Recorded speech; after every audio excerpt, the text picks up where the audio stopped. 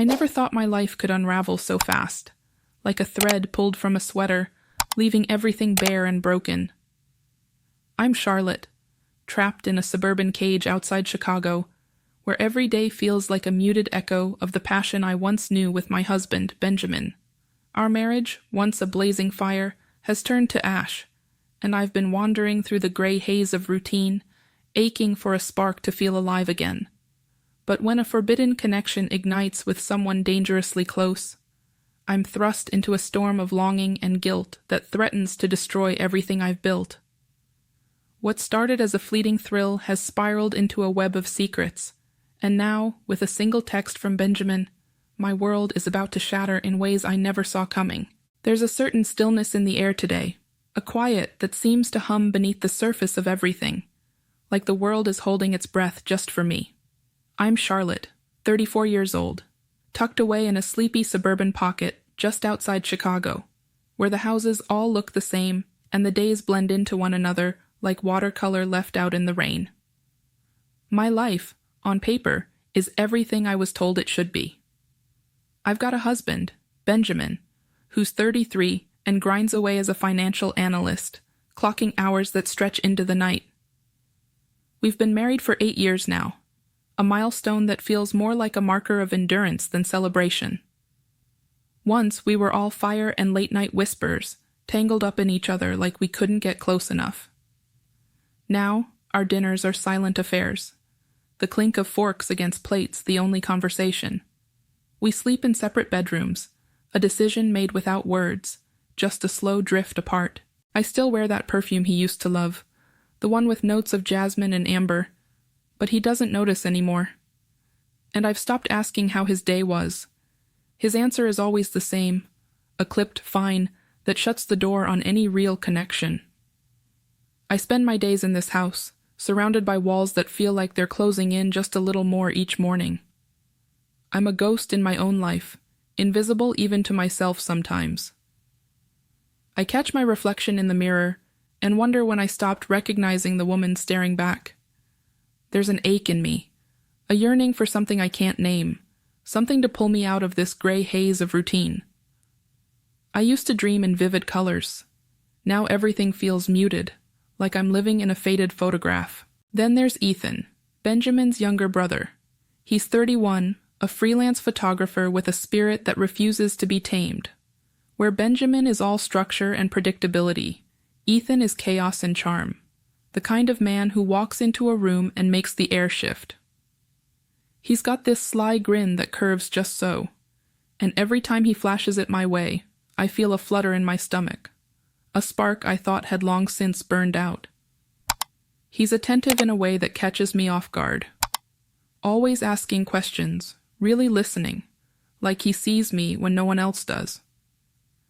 I try to push the feeling down, to bury it beneath layers of guilt and duty, but it's there, simmering, making me question everything I've settled for. I'm not ready to admit what that means, not even to myself.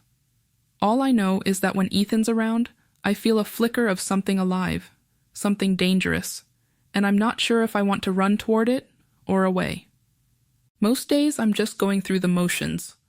Laundry, groceries, scrolling through my phone for hours looking at lives that seem brighter than mine.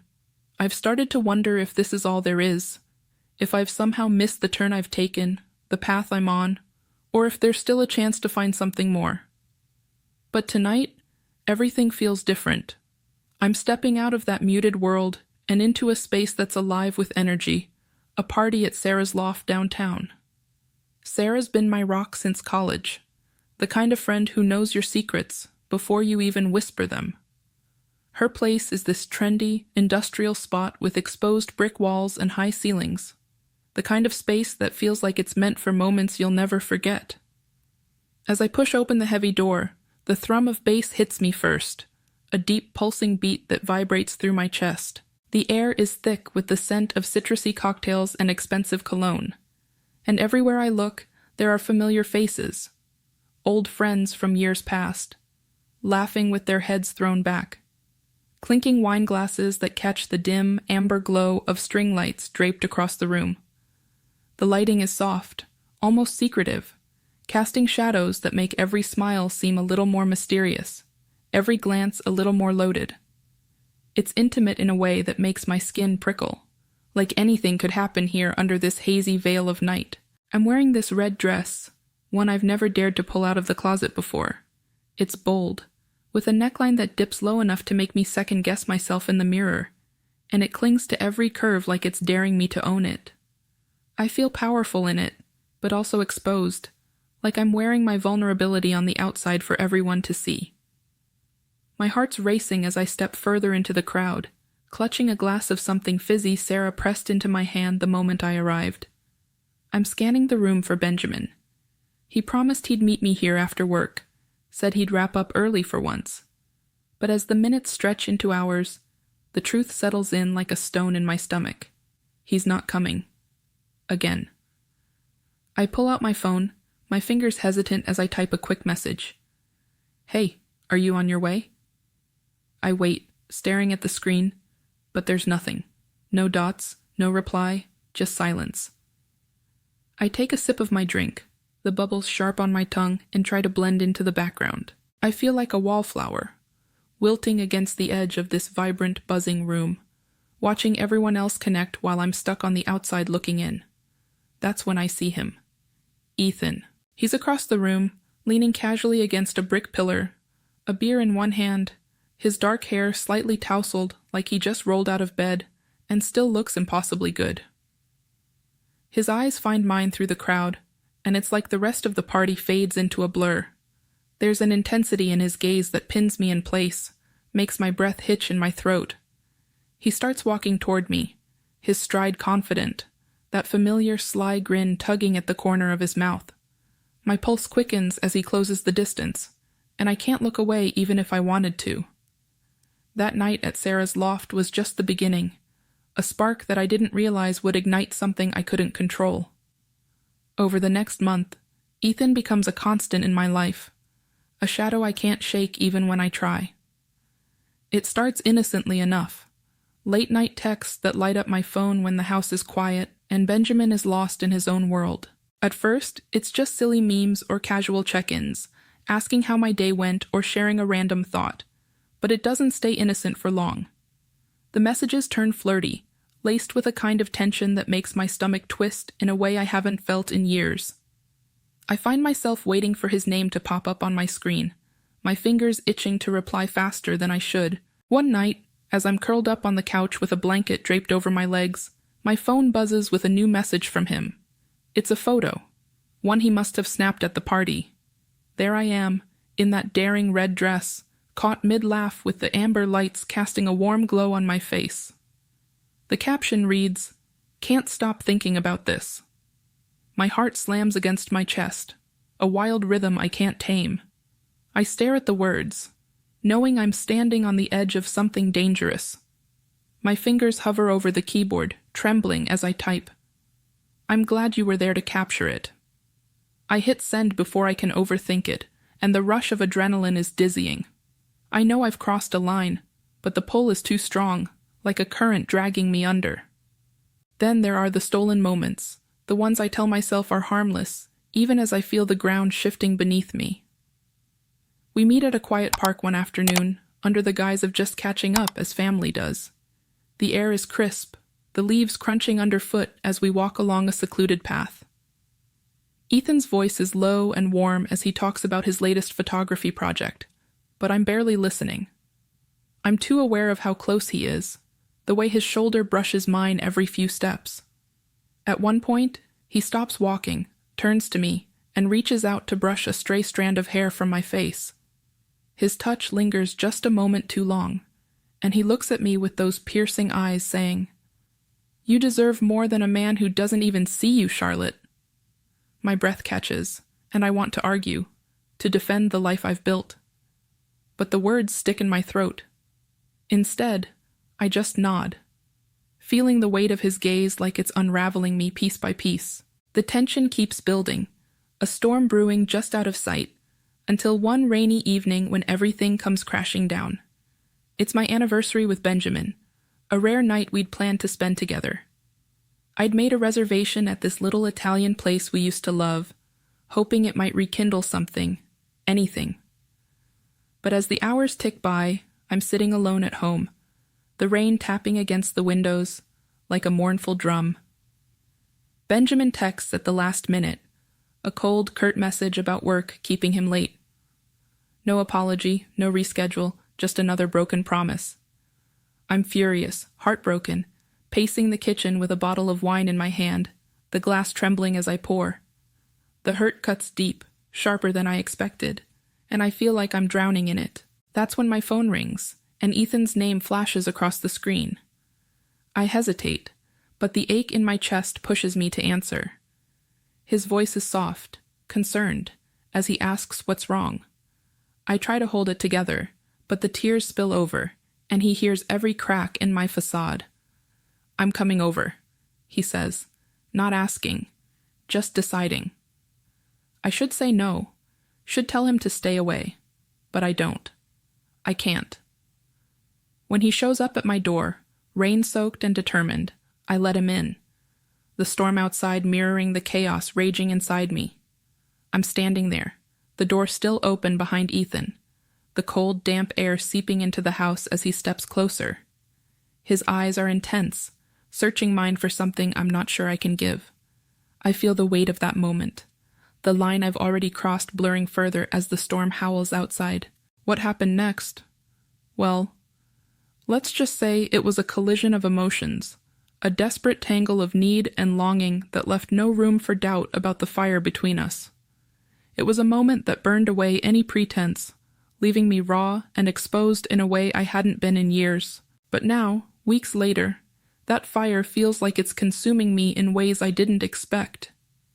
Ethan's presence in my life has shifted from a thrilling escape to something heavier, something suffocating. My phone buzzes at all hours, messages from him piling up, each one more urgent than the last. "Where are you? Why aren't you answering? I need to see you." It's relentless, a constant pull that tugs at my nerves. I used to crave those notifications, the little jolt of excitement they brought, but now they feel like chains tightening around me. He's even started showing up without warning, pulling into my driveway when Benjamin's at work, his eyes wild with a kind of desperation I don't know how to handle. Just last Tuesday, he was at my door again, his voice low and insistent as he pleaded, "Let's just leave, Charlotte. You and me. We can start over somewhere no one knows us." His words sent a shiver down my spine, not of excitement, but of fear. Part of me is still drawn to his passion, the way he makes me feel seen in a way I've forgotten. But another part, a louder part, knows this can't go on. It's a dangerous game, and the stakes are climbing higher every day. The tension came to a head a few days ago in a way I can't shake. We were at a quiet coffee shop on the edge of town, tucked into a corner booth where no one would notice us. I thought it'd be safe, just a quick meet-up to talk. But Ethan's mood was different, darker. He leaned across the table, his voice a harsh whisper, as he accused me of not caring enough, of not being willing to sacrifice for what we have. "If you loved me, you'd leave him," he said, his eyes boring into mine. "You'd choose me over Benjamin. Why can't you do that, Charlotte? Don't I mean anything to you?" His words hit like a slap, sharp and stinging. I tried to explain, to tell him it's not that simple, that there's history and promises, and a life I can't just walk away from. But he wasn't listening. He kept pushing, his voice rising just enough to make me glance around, terrified someone might overhear. I felt trapped, like his love, once a lifeline, was now a cage snapping shut around me. I left that coffee shop shaken, realizing that what I thought was freedom with Ethan was starting to feel like a different kind of prison. Meanwhile, things at home are unraveling in their own quiet, sinister way. Benjamin's behavior has changed, and it's setting my nerves on edge. I've caught him watching me lately, his gaze lingering too long, his expression unreadable. It's not the absent-minded distraction I'm used to. It's something deeper, something that makes my stomach twist with paranoia. Last night, as I was clearing the dinner table, he asked out of nowhere, "Where were you last Thursday?" His tone was casual, but there was an edge to it, a sharpness that made my heart stutter. I fumbled for an answer, mumbling something about running errands, but my voice betrayed me, trembling just enough to make me wonder if he noticed. I turned away quickly, busying myself with the dishes, but I could feel his eyes on my back, heavy and probing. Does he know? Has he seen something? Heard something?